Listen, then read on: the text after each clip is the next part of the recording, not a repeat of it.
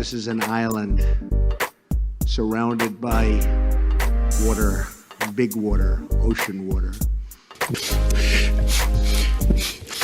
Trust me, I'm like a smart person. I'm very consistent. I'm a very stable genius. I had the best words. Tolerate it. I know words.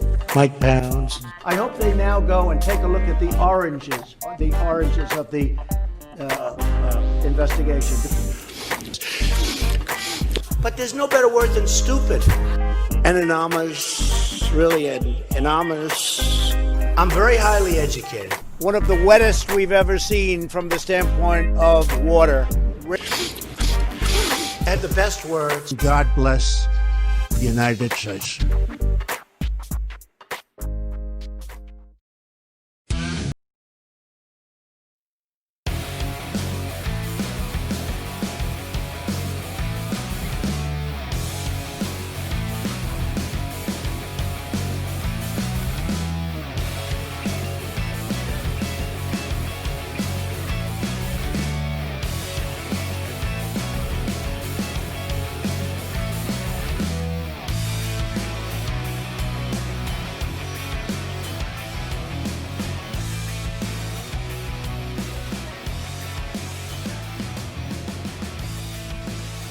Around the nation, TYT Nation, Jeff Holder here with you. Welcome to the show. We got a great show today, Thursday. Of course, we're going to be talking about the death of George Floyd in Minnesota, in Minneapolis. Man, a lot of stories related to that, and coming out, of course, are racist cops. So, oh boy. So we have, of course, a little bit of history about the officer who was kneeling on George Floyd's neck. That's Derek Chauvin. Chauvin, I don't know how to say his name, so I'm just going to say Chauvin. A little bit of history about him. And so I'll get into that, what we know about him. And yeah, we'll just kind of expand on that. We also have a high school gym teacher, a wrestling coach, I should say, that goes on to apologize, sort of, for mocking George Floyd. So I'm going to give you the details on that story. We also have a Louisiana police officer who was fired for saying that it's unfortunate that more black people didn't die from coronavirus. I'm not kidding. Man, you look, you pick up the rock, you uncover a lot of disastrous garbage. And we'll talk about that. We also are going to switch gears. We're going to talk about what happened in Texas as a result of the voting by mail. Got that. We then have, of course, companies, nursing homes and hospitals that are trying to get immunity for any cases of COVID. So here we go. We've got that. Look, we got a lot of stuff, like I said, we're going to talk about today. I just want to say before I get into it, so I hate Facebook. I know it's kind of a weird thing to say because I'm on Facebook and I'm currently broadcasting on Facebook. So a bit ironic, right? And I realize there's a lot of irony in this entire thing. But seriously, I hate Facebook for several reasons. One is like a personal reason. The other, of course, is that you have Mark Zuckerberg, right? Or I like to call him Mark Zuckerborg, Star Trek reference, because like resistance is futile, man. We will be assimilated into Facebook collective. So, but no, Zuckerberg, by the way, or Zuckerberg, he says, well, Twitter shouldn't have fact-checked Donald Trump. Oh, really? Okay, look, here's the thing. Now, you guys know the segment that I had. There's a little bit of nuance in talking about fact checks and how I would rather have, instead of like an organization like CNN or MSNBC or, the right-wing organizations like Daily Caller, who actually does do fact checks on Facebook, or at least did for quite some time, right? Before they got called out on it. And I don't know if that's changed, right? And so I don't know if that's changed, but seriously, if you still have the Daily Caller, which is Ben Shapiro's outlet, they routinely make stuff up, right? Well, I mean, that's a problem, right? I don't feel comfortable with partisan outlets, whether you're right, whether you're left, right? I want independent fact checkers that are not partisan, that only give you facts. Now, in this case, I don't have a problem with the content of CNN's fact check Donald Trump. They're absolutely correct. But it's just a problem with assigning these giant corporations that are that are indebted to their shareholders. Let's be honest. Or not, I shouldn't say indebted. That's kind of the wrong word for it. But they have a fiduciary responsibility to their shareholders in order to maximize profit, right? And so there's, of course, a money incentive. Now, that doesn't mean that they're necessarily going to lie, but they do have a perspective, right? They have a perspective. It's an establishment perspective. And so I am always worried about the weaponization of this against the left. So I always get worried about that when, big companies, tech companies or news companies start to act like they're a gatekeeper of information, deciding what is and is not factual, right? And so that's a big problem, okay? So that's my issue against Zuckerberg. My personal issue against Facebook itself is the fact that I don't want to swear, right? But I can't crap post. So whenever I do that, it goes badly, right? Because generally on Facebook, you keep family and friends, and I've got family and friends that disagree with me a lot, right? I have very strong opinions. You guys know this on the show. So when I will do my crap posting, right, which, by the way, I do a lot on Twitter. My Twitter is lit. I do that all the time. That is my thing. So I'm just going to keep doing that on Twitter. And I don't want to be on Facebook, because every time I do that, I post something or I try to contradict fake news going around on Facebook, I end up getting in some gigantic argument with family members or friends and everything. And I hate that. And it's disastrous, because I generally do like these people. In the case of family, of course, I love these people, right? They're my family, but they're wrong. They're wrong, and I can't help myself. So I have to stay off Facebook because I can't, because I don't want to ruin these relationships. And I'm sure a lot of you are in a similar position. I think that's why a lot of you don't get on Facebook yourself or do this. You know what I mean? Like, because I like to argue. I'll argue all day. But I don't like destroying family ties or friends because of it. Yeah, no, I hear you, Valerie, right? Valerie in the chat says, I get into fights with my family constantly because they are stupid, racist, conservative children. Well, I get it. And so I'm going to try not to crap post on Facebook, but if you want to go to my Twitter is where I keep the spiciest tweets and opinions. So Jeff's Politics, you want to follow me on Twitter to get the latest in that, then Twitter, yes. Weary Pirate says, Twitter, definitely a lot funner. Definitely. No, I get it, John. I do. I'm trying to keep things, I guess, I don't know. Like, I'm one of those people that's trying to keep the peace in the family too. Because you think my crap posting is bad. My wife's 10 times worse. She does not care. She will call you out. All right. Anyway, and then of course, you know what? Let's get going with this show. We got stuff. Yes, Valerie, very spicy. I think you'll enjoy it. It says so right in my bio. Crap poster. Except not crap. You know what I mean? I'm trying to keep it clean, guys, on this stream, but like if you want to hear me swear all the time, my podcast, that's where you see it. podcast. So that's, of course, here's the thing. I'm trying to get Kyle Kalinske on the show. We'll see if that happens. I'm going to try. All right, anyway. Moving on, let's get into the first story here. Got some serious stuff.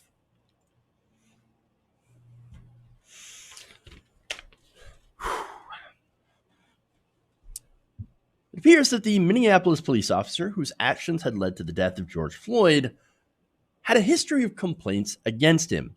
Now, this is according to NBC News. Derek Chauvin was the subject of about a dozen complaints over a 19-year career. Now, one of them even included discharging his weapon during an encounter with the suspect. So now, Mylon Mason, who's a retired Minneapolis Park police officer, longtime police training expert for the state of Minnesota, said this. He said, look, a lot of cops get a history of complaints, right? But his history appears to be a little bit higher than normal. Like, he's gotten a few more complaints. Now, he also says, look, a little bit of a caveat here. A lot of police get, complaints, as anybody can file them. It's just that he seems to get more complaints than anyone else. Little strange.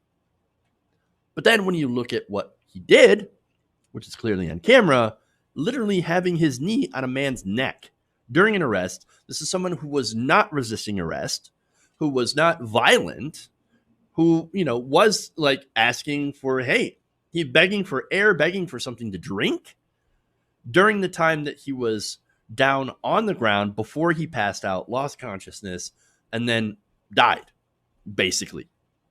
So what do we know about the complaints against this guy?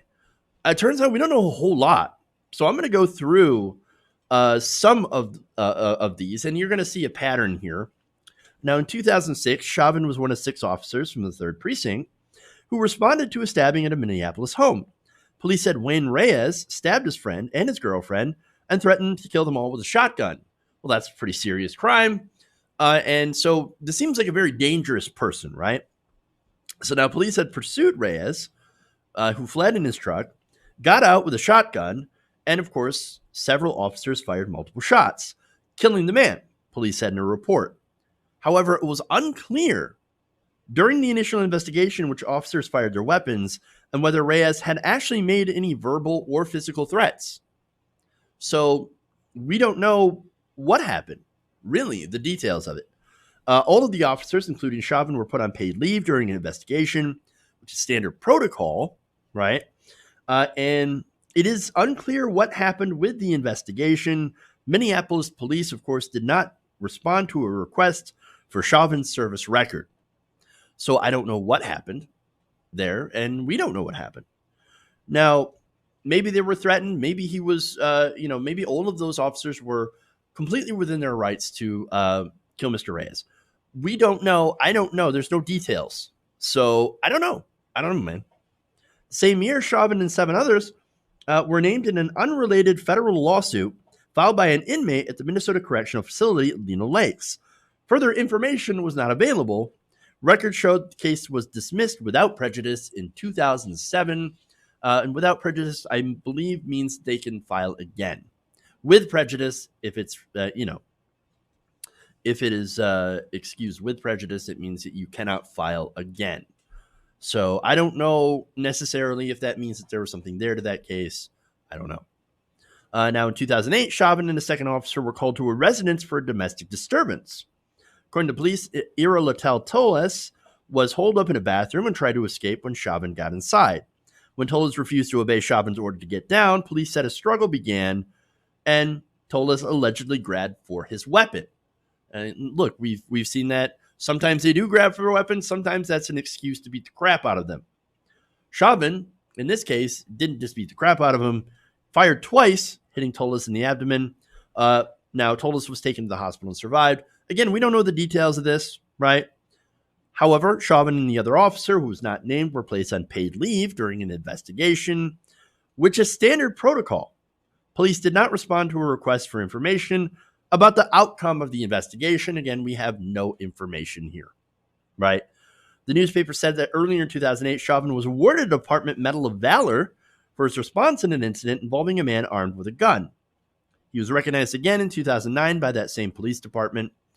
And of course, in 2011, Chauvin was again placed on temporary leave after he responded to the scene of a shooting. Police said that Leroy Martinez drew his gun near a playground at the Little Earth of United Tribes public housing complex, and then an officer shot him after he refused to drop the gun and listen to commands. Chauvin and other officers arrived at the scene, and while none of them fired their weapons, they were all placed on standard administrative leave as part of the investigation. Tim Dolan, then the police chief, later said that officers, including Chauvin, had acted appropriately and courageously. Chauvin had also been the subject of complaints listed in the city's Office of Police Conduct database. Details of those cases were unavailable. After they closed and listed as non-public, they resulted in no discipline. So Minneapolis police also did not respond to a request on Wednesday for comment or more information about Chauvin's disciplinary record. So what we've learned from that is basically nothing. We don't know the result of any of these investigations, only that only that he was cleared from basically everything. Okay. So look, let me just say that I have a bias here. I'm going to be very skeptical of this, and I'm very honest when I say I have a bias against police, right? Now, it's very possible that Chauvin acted completely 100% appropriately in all of these circumstances. That's definitely a possibility, of course.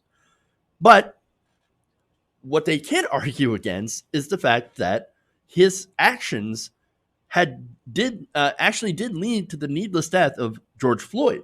So he could have acted perfectly fine in all those other instances, but in this instance, he did not, and it led to the death of George Floyd. We know that Floyd was not resisting arrest. We know that from video footage that was released during his arrest. And that makes me think that maybe there's a possibility that some of those complaints might have been legit, but that the higher up, the brass, didn't really care about it. Didn't care about it, didn't take it into consideration, or they sided with the officer. There is, of course, that blue line, right? And they all tend to back each other no matter what happens. But I could be wrong about that, and I understand that. And so I think power, though, favors power, as always. And, of course, that's maybe why these complaints never really turned out to anything. Or, of course, like I said, these complaints might have not been legitimate. I don't know. We just don't know. Now, that said, what happened to George Floyd, inexcusable. Inexcusable. And we've got plenty of evidence of that. So much so that Chauvin and the other three officers that were involved in this were fired. Very, very clear evidence against him. And I think that they should go a little bit further and make him be held accountable, or all of them be held accountable, for George Floyd's death. So, all right.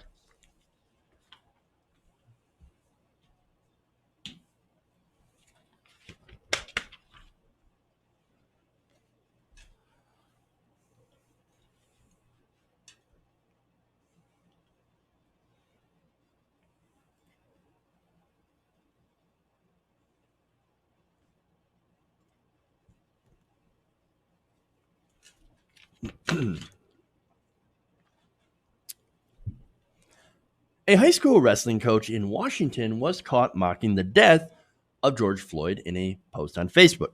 Now, local news station KOMO reported that wrestling coach Dave Hollenbeck had posted a picture, and that's the picture right there, of him smiling and giving a thumbs up while another person was putting a knee in the back of their neck.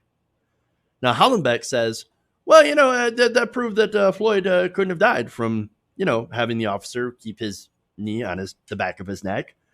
Even though, of course, at the time, Floyd was pleading with the officer, saying, I can't breathe. It really, really hurts. I need something to drink. Like all this stuff, right? Well, he said on Facebook, not dead yet. I'm doing this for our police officers. The media is a race baiting machine. And I'm tired of it. I'm going to speak out every time. If you don't like that, I'm sorry. But I love all people. Wake up, America. I love all people. Especially, and that's why I'm defending the cops who had killed someone. Because I love all people. All people. I see what you did there, though, right? Hey, you should tell George Floyd that knees to the neck are not fatal, right? Oh, right, you can't. You can't actually do that because he's dead. Now, look, the video, and I've showed this before, clearly showed Floyd passing out as he's on the ground with that knee to the back of the neck. A lot of you are saying that actually looks like an arm. So, I don't know. He said, look, I can't breathe. I can't breathe. And maybe when somebody says that and you're applying pressure to a pressure point or some point at the back of somebody's neck, or you're got them in a legal chokehold or something like that, well, maybe you should believe them when they can't breathe. I'm just saying. It's not as if he wasn't already handcuffed and restrained by literally 3 other officers. What did you expect? You think he's going to hulk out and take out all of you? Are you serious? And by the way, this is for a non-violent crime. And he wasn't resisting arrest. He hadn't resisted. By now, I'm pretty sure we've all seen that video. But no, knee in the neck. And this guy has the audacity, of course, to mock somebody who is now needlessly dead. Kind of, the fact that he's dead kind of proves your point, or disproves your point, right? It proves our point that, hey, maybe you shouldn't have done that. Maybe that's too much force. Like, it's unreasonable amounts of force. I mean, now when contacted by KOMO, Hollenbeck did apologize, but get a load of this. This is a apology, non-apology, right? He said, I'm not racist, man. Really? Okay. I don't have that in me. My children don't have that in them. Nobody's talking about your kids, dude. Seriously. I didn't instill that in them. I'm sorry that I offended anybody. That was not my point. I was just trying to show something. No, you were showing people stuff. All right. Yeah, you were showing some ignorance right there. And besides, nobody even accused him of racism. It's just really, really bad taste. Why jump to that defense? It's kind of odd. No, the thing that people were mad about is that you're out here defending police brutality and overuse of force. That's the problem. Excessive force, man. I mean, seriously. That's the big issue. That's the big issue. There was no reason to put that excessive amount of force onto that man's neck. For no reason. For, again, alleged non-violent crime. Forgery. It's forgery, right? Can you imagine them doing that to a 120-pound white girl? Knee on your neck. No, they would never do that. The world would be outraged, just like they are now. I mean, it's insane. But no, this guy, he goes on, by the way, to claim that he's qualified to determine Floyd's cause of death because he's a wrestling coach. He says, I have a specialty in fighting on the ground, and I know that just putting your knee on the back, to me, I would say that's not going to lead to death, but it just did. Before adding, now, did he have any underlying issues? Maybe. Hey, look, when you're wrestling, right, you got to be careful not to seriously injure your opponent. Like, the point is to win by getting them in a specific hold or get them to submit, right? Well, you have to be trained to do it correctly, or you could cause specific injury, right? And even if you know everything, you can still injure your opponent. So that's a good chance, by the way, or a good, possibility that that's what happened to Mr. Floyd. That maybe even if they can do a knee to the neck and do it safely, which I don't think that there's a way to do it, but I'm not an expert.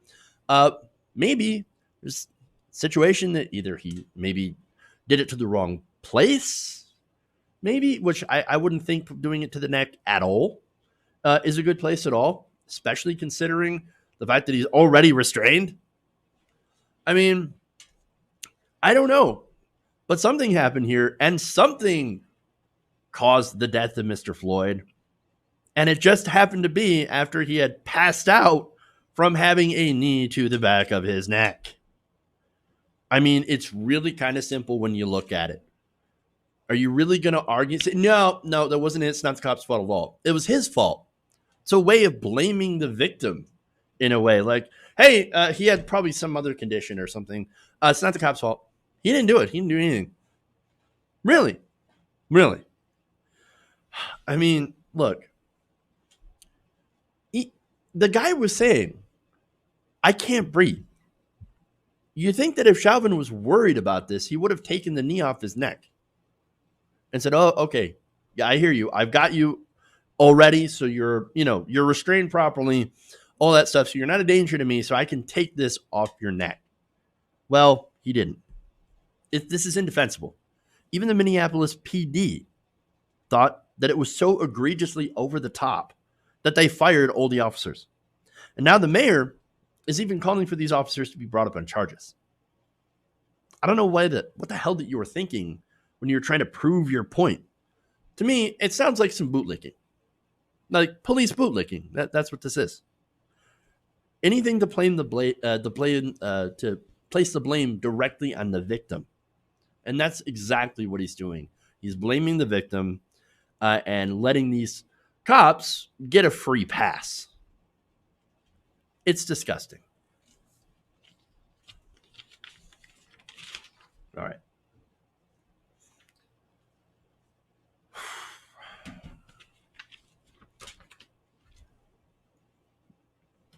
One more here before we go to break.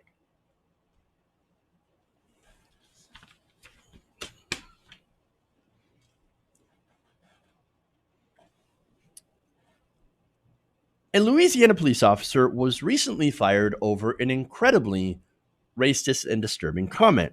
So now the chief of police of Kaplan, about 87 miles west of Baton Rouge, said that Officer Stephen Aucoin, I don't know if I'm saying his name right, commented under a local news station's live feed at the governor's coronavirus news conference on May 15th, according to a CBS affiliate, that Aucoin's post was made on its Facebook page in response to another commenter who wrote that the virus, or coronavirus, COVID-19, was created to kill all blacks is death. He wrote in response, well, it didn't work. How unfortunate. Yes, it didn't work. Wow. Unacceptable, dude. Don't make that comment. It's unacceptable for anybody, but especially a police officer. I mean, 100,000 Americans are dead. Many in cities, disproportionately black, and you're out here saying, how unfortunate that it didn't kill more black people. Like, you realize black Americans are just as American as anybody else. Probably more so because they literally built America. America was built on their backs, the backs of slavery, their labor, their blood, all without their consent. These are human beings, but look, you want to talk about the virus, right? No, there's coronavirus, but then there's an original virus, and that's, of course, racism in this country. So now, as a result, once the department was made aware of his horrible comments, Chief Joshua Hardy says, I'm going to look into it. And then looked into it, and the officer was terminated and had issued an apology. Chief Hardy and the Kaplan Police Department would like to apologize for this matter, according to a statement. As a police officer, we're held to a higher standard than normal civilians, which is why we give you, of course, a badge and a gun, and, pay and all these, privileges that you get. And so he says, you got to watch what you do. You got to watch what you say. You can't just go and post anything you want on social media. Yeah. Now, he told the outlet that the entire Facebook thread was being investigated as well. Quote, there were some other comments further up that was also not suitable for a police officer to be putting on Facebook. So let me amend that and just kind of add to it and say, these are not the types of beliefs suitable for a police officer to have, period. You can't serve and protect the people, all citizens of this country, if you believe that a certain subsection of those people are not human, are subhuman. I mean, come on, you can't. Because, look, we've seen this before. those people don't protect the community. They keep a section of it down. And that's the problem. That's what we see all over the country. And I wish I could say it's a few bad apples, but no. Here we have white supremacists that have been infiltrating police departments all over the country. Now, there's a report that happened. Look, in 2016, there was a report, and it was based on an FBI memo that they talked about in 2006, right? So this FBI bulletin was warning of white supremacist takeovers of police departments. Now, in that bulletin, the FBI detailed the threat of white nationalists and skinheads infiltrating police in order to, quote, disrupt investigations against fellow members and recruit other white supremacists.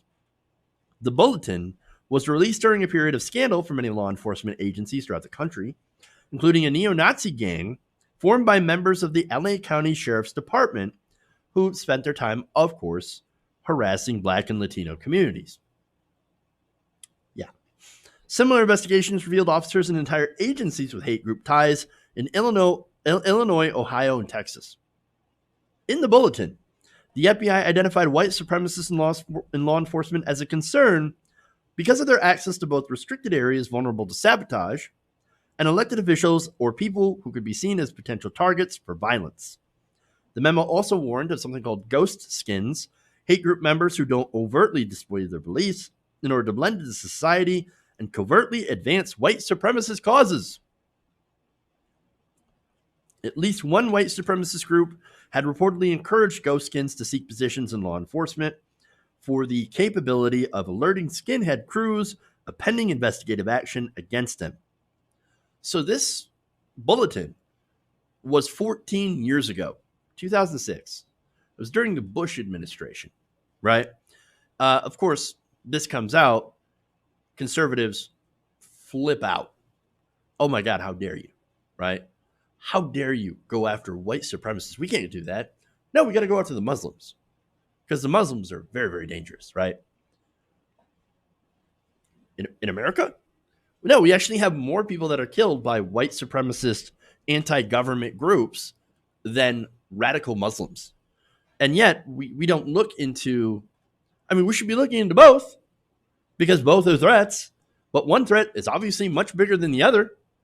And that's right-wing domestic terrorism. That is the biggest threat. And they didn't do that in the Bush administration. They didn't do that in the Obama administration. Again, because you have complaints from conservative Republicans. Gee, I wonder why they would complain about this. Oh, right. Some of their base, I'm saying some of their base, are these kinds of people, these white supremacists. And so that's a problem, right? And so, look, 10 years after the bulletin, what happened, right? Has anything changed? No, of course they haven't changed.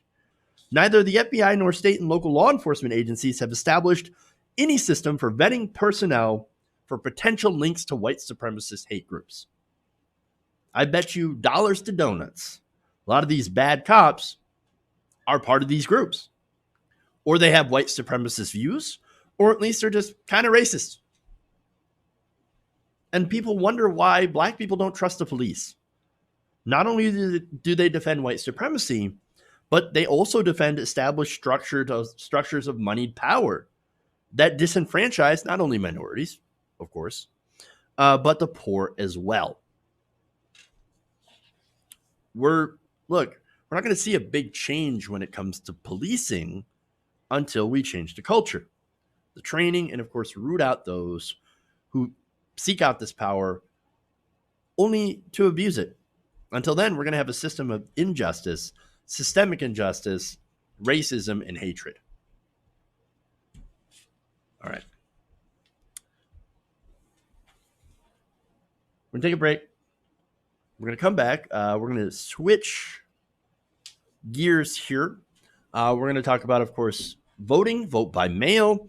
And we've got, of course, corporations lobbying to be, to not have liability for coronavirus. Always fun. All right. Stay right here. We'll be right back. Around the Nation.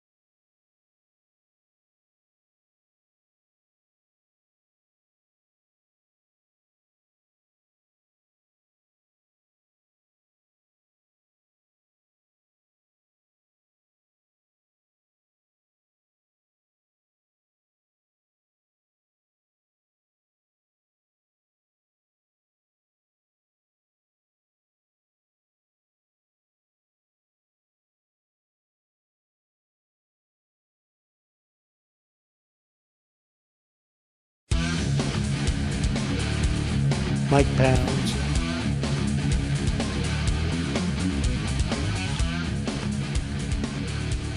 Wait, you're getting nervous, man. Hey everybody, welcome back to the show. On the Nation, right here, TWT Nation. Jeff Walderfield with you. Sorry about the extended break. I was getting a drink. Okay, anyway. And also getting ready to thank some members, as well as some patrons. So first, before I get into that, super chat here from David Richardson says, can you imagine not being able to trust your police to protect you and not be selected because of your appearance? Oh, wait, my neighbors from Kenya, Ghana, and Guatemala can. God defend New Zealand. Yeah, I mean, look, we have a history, of course, of racist policing in this country that holds up the white plantation, slave owner class or the descendants of that class, which are basically the billionaires, the top 1%. Okay, anyway.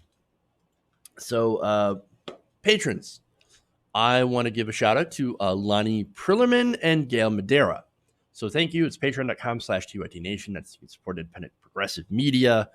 Then channel members, of course, we have Francisco Lagunas and Robert Nicholson. So thank you to both of you for signing up as well. Let's dive in. We got more stuff. So.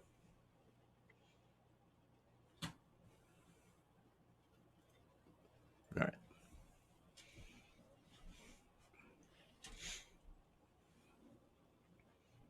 In a case that will undoubtedly affect the 2020 election, the Texas Supreme Court has recently ruled against mail-in ballots, specific mail-in ballots.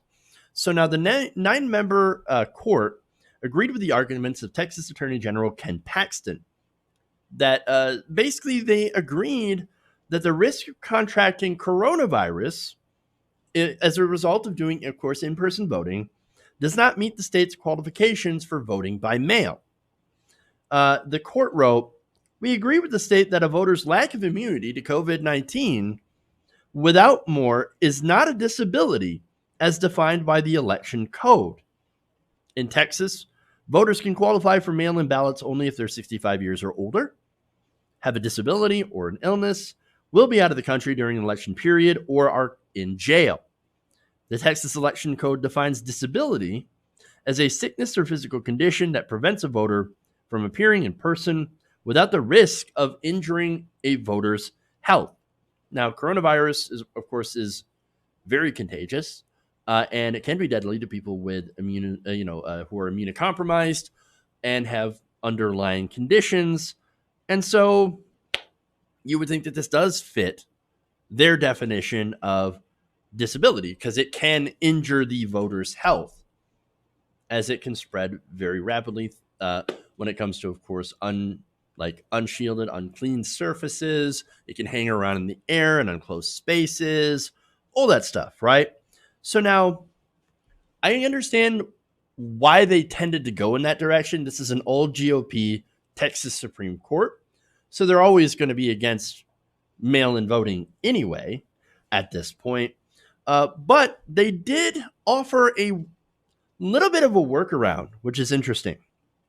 They said it was up to the voters themselves to assess their own health and determine if they meet the state's definition. So that's interesting. Quote, we agree, of course, that a voter can take into consideration aspects of his health and his health history that are physical conditions in deciding whether, under the circumstances, to apply to vote by mail because of disability. So, look, before I kind of get into this and really kind of explain how you can really work around that, right, and how easy it is, understand that I'm very pro mail-in ballot. I think we should do this all over the country. But the way the Texas law is set up, I guess their interpretation kind of makes a little bit of sense in a way. Now, the way around it, of course, is when voters cite disability to request an absentee ballot, they're not required to disclose what that disability is. Voters simply check a box in the application form, and if their application is properly filled out, local officials are supposed to send them a ballot. But I'm guessing that a lot of voters don't understand that and don't know that that's a workaround. And so that is a way, of course, of limiting how many people can get access to an absentee ballot. And so that's probably why the Supreme Court limited it in this way. So, I mean, but you can, like I said, and that's why it's important to get this information out, is that you can say, hey, man, look, I could get coronavirus. I'm really worried about it, and I don't want to spread it to my family. I want to do a mail-in ballot, so I'm just going to check this disability box, and I'm going to get my ballot. That's it. That's it. Now, Paxton wanted to stop that because he knew that that was a workaround that people could use to be able to do mail-in ballots. And of course, since Paxton is against that because it has the unfortunate effect of increasing voting, right? He tried to do that. Now, the High Court, interestingly enough, rejected that request. Local election officials will still be able to send in mail-in ballots to voters who are citing a lack of immunity to coronavirus as a disability. So that's the workaround. So it really is kind of an interesting, funny situation, right? They said, well, lack of immunity for coronavirus, we don't consider that a disability. So you can't get an absentee ballot. But then all you have to do is just check a box that says you have a disability and we can ask you. So you still end up getting an absentee ballot. It's so strange. Now, there was a lower court ruling about this as well.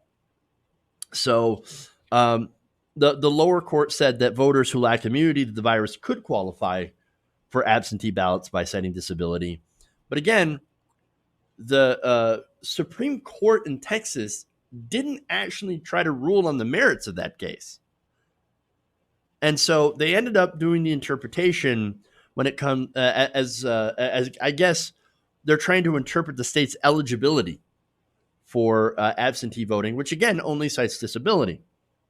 In its order, the court indicated that two justices, Jeffrey Boyd and Jane Bland, agreed that a lack of immunity fit the first half of the state's definition for disability as a physical condition. So it gets more complicated, right?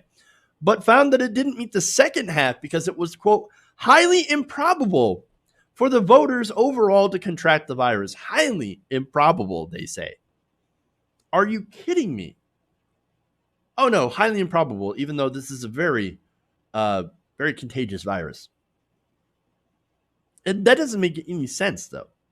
So they actually agree that it's a disability, not having an immunity to COVID. Therefore, you could get an absentee ballot. But, it's highly improbable for being able to actually get that virus. So it doesn't meet that definition. Doesn't make any sense. Okay. In a concurring opinion, Bland also suggested that higher rates of infection in some communities could present a health risk for some voters, specifically those who lack immunity, which is everybody at this point, and have health histories or physical attributes that make them susceptible to the worst effects of the disease. So that's very clearly spelled out that, like, hey, if you got an immune system, if you got a compromised immune system or any sort of pre-existing condition that could have an impact here, well, then you would qualify for this. So there's a lot of nuance here, right? And it's really strange. But here's the thing, and this is the funny part. This is the ironic part of all of this. This ruling was made when all the justices are separated and doing this over a video call, essentially. They're not meeting in person. Apparently to them, it's safe enough to vote in person because, hey, man, it's highly improbable for people to get sick. But wait, you're not going to meet in person because it's highly probable that people in the court will get sick. It doesn't make any sense. It doesn't make any sense at all. No, I don't think this case is about what really constitutes a disability, right? Under this, right? Or even about the contagiousness of the virus. No, because again, according to their own standards, it does fit the definition. Not being immune, not having any sort of immunity to this virus, does fit their definition of a disability. It's absurd to say that it's highly improbable to not get it. Just ask poll workers in Wisconsin and voters in Wisconsin who, when they held that primary, because of the response, the Wisconsin GOP, they ended up getting sick with coronavirus. It doesn't make any sense.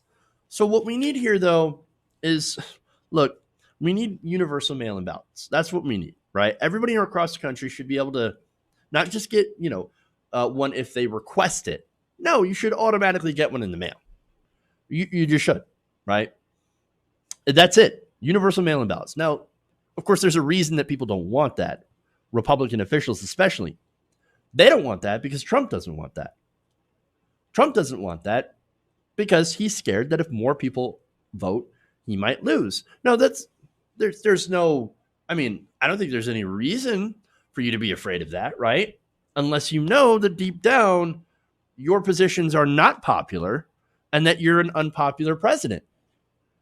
Well, if you know that, then of course you would be against expanding access to voting, which is what Republicans have been doing for quite some time. They've been doing it for decades, trying to restrict the votes, doing all sorts of gerrymandering tricks, closing down polling places, and restricting access to the vote. Because, as the godfather of the modern conservative movement had admitted,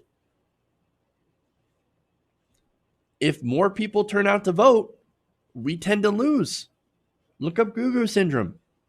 Good government. They don't want good government because then that destroys their own goals. That destroys their own aims of course, trying to privatize the system to benefit themselves and their donors. That's what this is about. And so that's why Texas and a lot of other states don't have no excuse absentee ballots. That's why they have fought tooth and nail to try to restrict voting. And so that's what's going on. They don't want people to vote. They don't want people to vote because they think they're going to lose. And they lose because they have terrible policy that only helps the rich. Simple as that.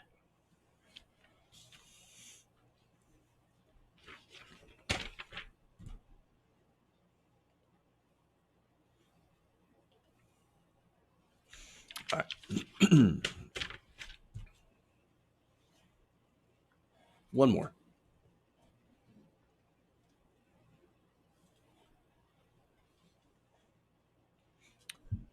As states begin to open up, even as COVID-19 continues to spread across the country, many industries are looking at getting immunity from any sort of lawsuits involving people who got sick or, died on the job as a result of being exposed on the job. And they're drawing, of course, inspiration from nursing homes and hospitals, which have been, of course, hit pretty hard. Now, in New York, this is under a Democratic government, right?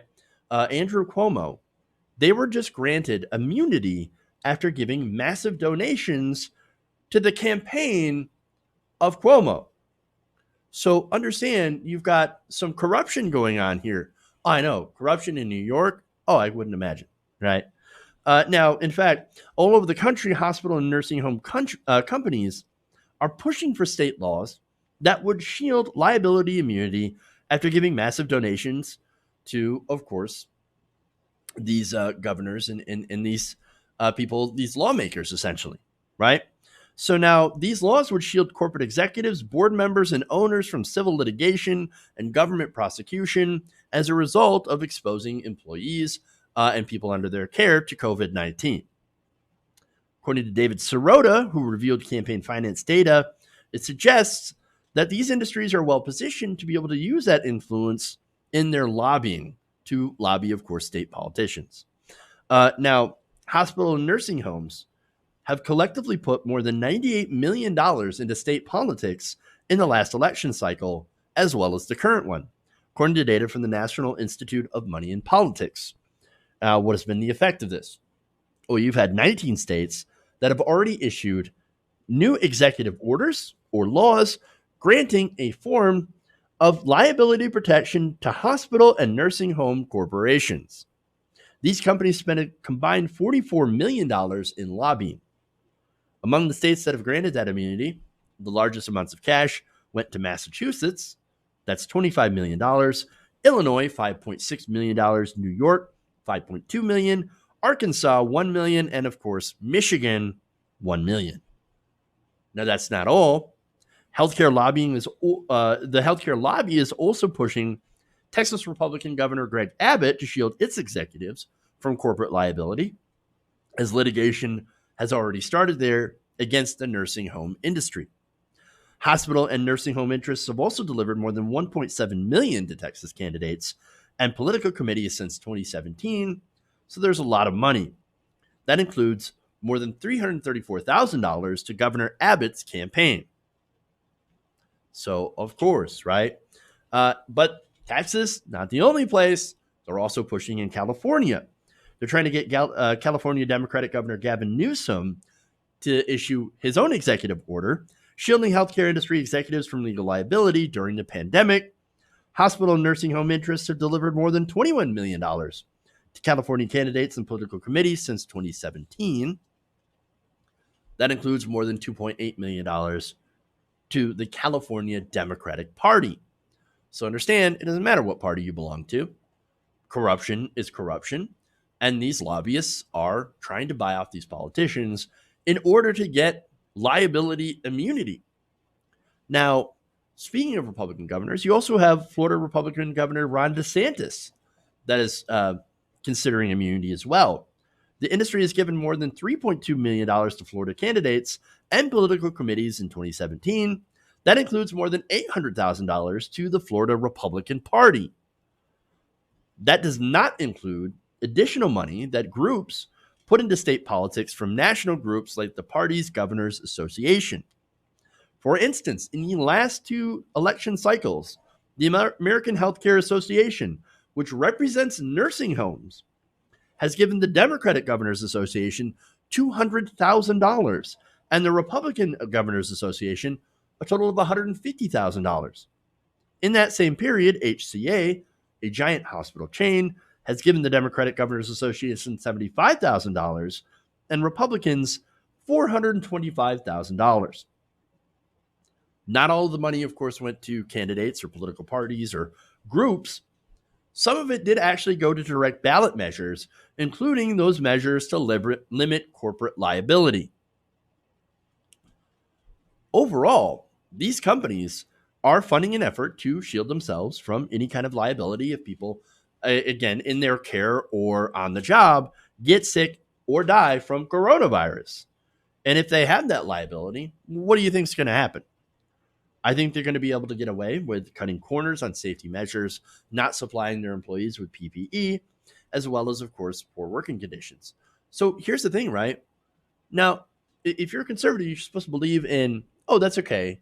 You know, if you're wronged at work, you should be able to get counsel and sue your employer, right? That's the way the market's supposed to correct itself, right? Well, in this case, both Republican and Democratic governors are saying, oh, no, we don't believe that at all. No, if you get sick from coronavirus from work, you shouldn't have any recourse. Sad day for you. Oh, also, we're not going to pay for your health care, right? So that's on you too, right? If you get coronavirus.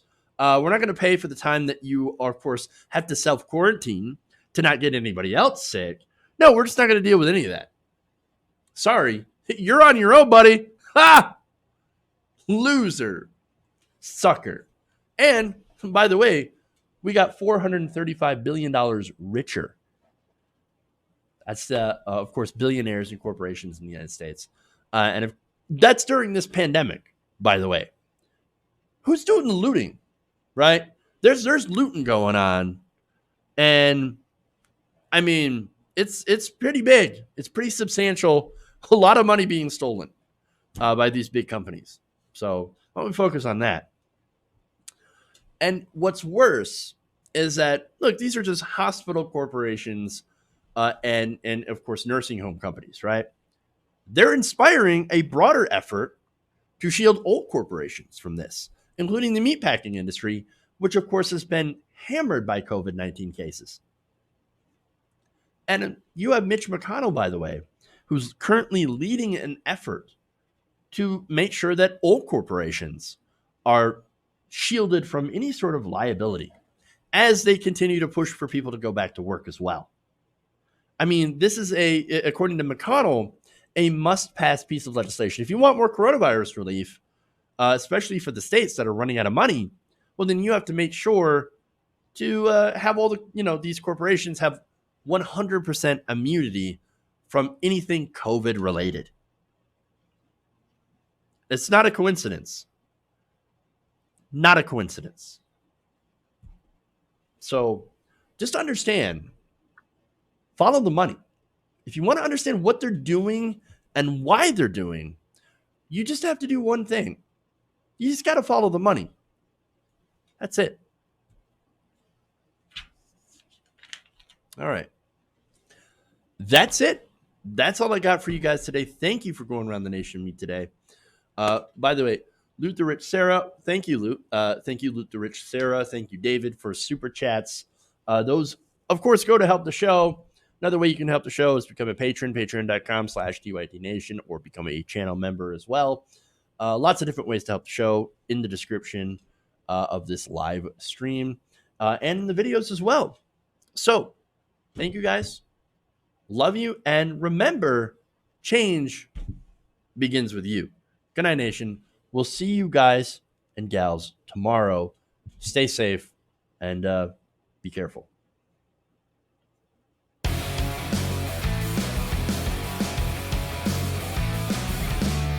Mike Pounds. Please clap. Why? You're getting nervous, man. Uh-oh, I'm in trouble.